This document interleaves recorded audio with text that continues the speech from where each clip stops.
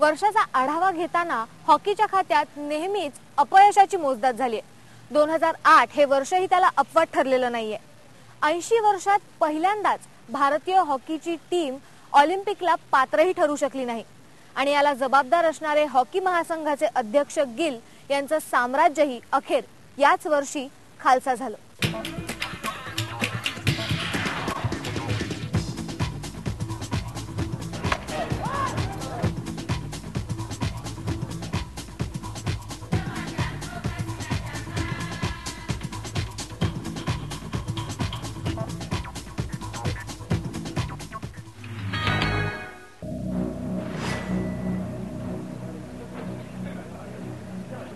Hockey महासंघाचे अध्यक्ष KPS gill आणि सचिव ज्योती कुमारन यांच्या कार्यकाळात हॉकीचं वैभव धुळीला मिळालं।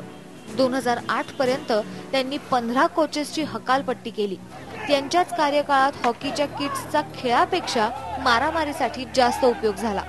प्रत्यक्ष मैदानावरील कामगिरी तर धक्कादायकच होती।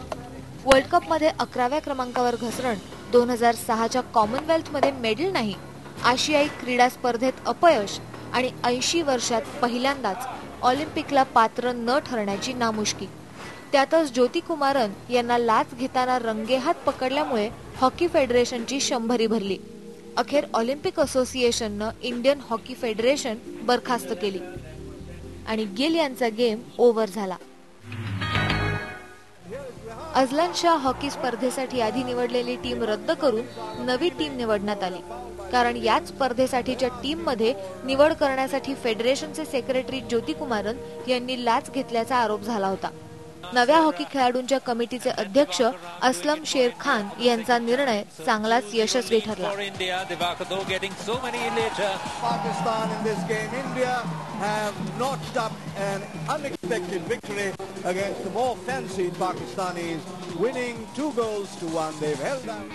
भारतानं साखळीत पारंपरिक प्रतिस्पर्धी पाकिस्तानला 2-1 अशी धूळ चारली। फायनल मध्ये अर्जेंटिनानं आपल्याला एक्स्ट्रा टाइम मध्ये हरवलं, पण टीमची कामगिरी ऑलिम्पिक असोसिएशननं तात्पुरत्या नेमलेल्या कमिटीला सुखावणारी झाली। एका बाजूला सिनियर हॉकी टीम मध्ये इतके गोंधळ सुरू असताना तिथे भारतीय ज्युनियर हॉकी टीम मात्र उत्तम कामगिरी करत होती।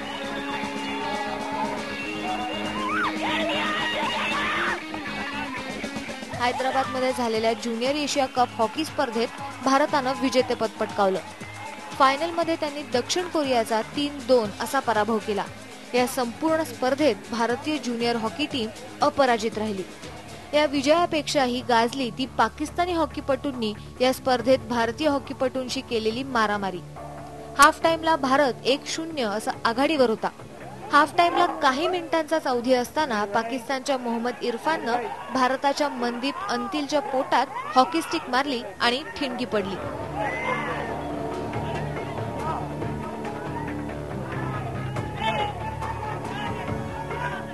त्यातच मुंबईवरील दहशतवादी हल्ल्यानंतर पाकिस्तानच्या ज्युनियर हॉकी टीमचा भारतातील दौराही रद्द झाला आणि हॉकीच्या मैदानावरील कटुता 2008 मध्येही कायम राहिली।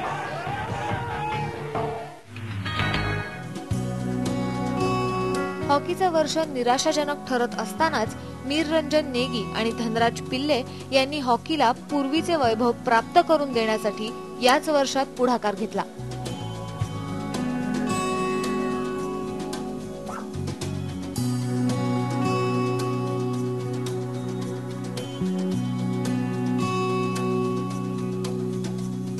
नेगीनं महिला हॉकीचा दर्जा उंचावण्यासाठी मुंबईत अकादमी स्थापन केली आहे, तर महाराष्ट्राच्या ग्रामीण भागातील गुणवत्ता हुडकण्यासाठी धनराजनं पुढाकार घेतलाय। इतर खेळांच्या तुलनेत 2008 मध्ये हॉकी कॉर्नर झाली ती पदाधिकाऱ्यांच्या नाकर्तेपणामुळे, पण यात सर्वात मोठी पेनल्टी मोजावी लागली ती हॉकी खेळाडूंना। एकूणच 2008 हे वर्ष हॉकी चाहत्यांसाठी निराशाजनकच गेलं। तर हा होता हॉकीचा फ्लॉप शो। पण यानंतर टेनिसचा थरार घेऊन येतोय विनायक एका छोट्याशा ब्रेक नंतर। पहा फक्त IBN लोकमत।